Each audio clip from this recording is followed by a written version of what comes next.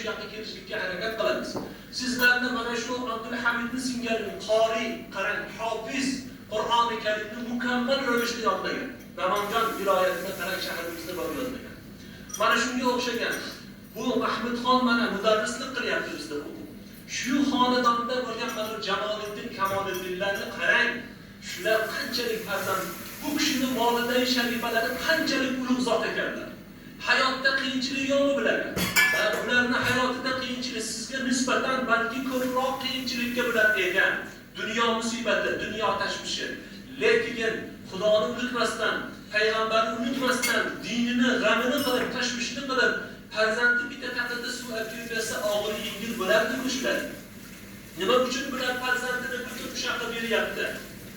O'zini yurti uchun, sizlar uchun, mana shu yerdagi tamomiy qozoq va o'zbek shu viloyatni taraqqiyotini, madaniyatini, kelajak hayotini porloq qilishlik uchun bular bola tarbiya qilyapti. Buni unutmang.